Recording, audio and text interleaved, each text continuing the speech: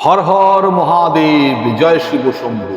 শিব ভক্তদের জন্য শ্রাবণ মাস অত্যন্ত প্রিয় মাস এবং আপনারা জেনে রাখবেন ভগবান মহাদেবের অত্যন্ত প্রিয় মাস হলো এই শ্রাবণ মাস।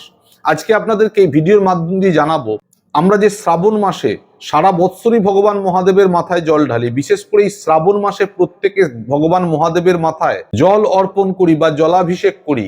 এর কারণটা কি, এটা জেনে রাখাটা প্রয়োজন। অনেকে হয়তো জানেন, আর যারা জানেন না তাদের জন্য বলছি, বাবা মহাদেবের মাথায় জলাভিষেক কেন করবেন সেই কারণটা যদি আপনি জেনে রাখেন, তাহলে কেউ জিজ্ঞাসা করলে সেটা বলতে পারবেন এবং আপনার মনে মনেও একটা আত্মসন্তুষ্টি আসবে যে হ্যাঁ, আমি সঠিক কাজটি করছি। অল্পেতে তুষ্ট মহাদেব এই শ্রাবণ মাসে মর্তে আগমন করেন এবং আপনারা জেনে রাখুন, সমুদ্র মন্থনের সময় যে বিষ উৎপন্ন হয়েছিল সেই বিষ পান করার মতো অসুর বা দেবতা কেউ প্রস্তুত ছিলেন না। সেই মুহূর্তে সমস্ত দেবতা এবং অসুরগণ ভগবান মহাদেবের দ্বারস্থ হয়েছিলেন যে সৃষ্টিকে রক্ষা করার জন্য এই বিষ যদি একবার পৃথিবীব্যাপী ছড়িয়ে যায় তাহলে সৃষ্টি ধ্বংস হয়ে যাবে। তো সৃষ্টিকে রক্ষা করতে গেলে এই বিষকে কোনো একজনকে পান করতে হবে, কিন্তু অসুর এবং দেবতাগণের মধ্যে এমন কেউ নেই যে এই বিষটা পান করার জন্য প্রস্তুত আছে। তো এখন কি করা যায়? ভগবান মহাদেব সহাস্যে বললেন, দাও, আমায় দাও, আমিই পান করব। রক্ষা করার জন্য, সৃষ্টিকে রক্ষা করার জন্য আমি এই বিষ নিজের শরীরে নিয়ে নেব।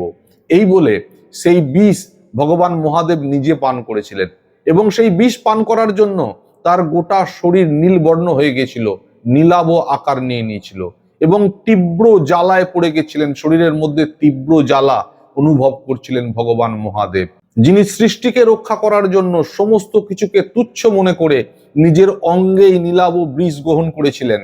তাকে রক্ষা করতেই হবে এই বলে সমস্ত দেবতাকুল কি করছিলেন যে ভগবান মহাদেবের শরীর শান্ত বা শীতল করার জন্য তার মাথায় জল ঢালছিলেন।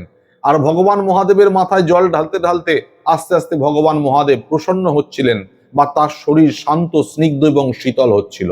সেই থেকে এই রীতি, বিশেষ করে এই শ্রাবণ মাস, মা প্রকৃতি, তার কারণে এই যে অনবরত বৃষ্টি হয়, ভগবান মহাদেব যেহেতু মর্তে আগমন করেন, এই মর্তে অনবরত বৃষ্টির মাধ্যম দিয়ে ভগবান মহাদেবের মাথায় জল ঢালা হয় বা জলাভিষেক করা হয়। আমরা মানব জাতি এই কাজটি, এই পুণ্য কাজটি, মহান কাজটি যদি করি, অল্পেতে সন্তুষ্ট মহাদেব যে কোনো মনস্কামনা পূরণ করতে সাহায্য করেন। আমরা যদি মন থেকে মহাদেবকে ডাকি এবং জলাভিষেকের মাধ্যম দিয়ে মহাদেবের কাছে প্রার্থনা করি এবং একটি মন্ত্র নমঃ শিবায়, এই মন্ত্র জপ করতে করতে যদি আমরা ভগবান মহাদেবের কাছে কোনো মনস্কামনা জানাই, এই শ্রাবণ মাসে বিশেষ করে উনি কাউকে খালি হাতে ফেরান না। আপনি জলাভিষেক করুন এবং জেনে রাখলেন কেন জলাভিষেক করবেন। জলাভিষেক করতে করতে ভগবান মহাদেবকে নিজের মনস্কামনা জানান, নিশ্চিতভাবে নিজের মনস্কামনা সিদ্ধ হবে। কাজেই এই শ্রাবণ মাস এমন একটি মাস, যে মাস তপস্যার মাস, যে মাস আরাধনার মাস, যে মাস ভক্তি এবং সংযমের মাস। তো সকলে মিলে ভগবান মহাদেবের এই শ্রাবণ মাস জুড়ে আমরা আরাধনা করি এবং সকলে মিলে কমেন্টে লিখে যাবেন, হর হর মহাদেব, যিনি আপনার সমস্ত দুঃখ কষ্ট হরণ করে নেবেন।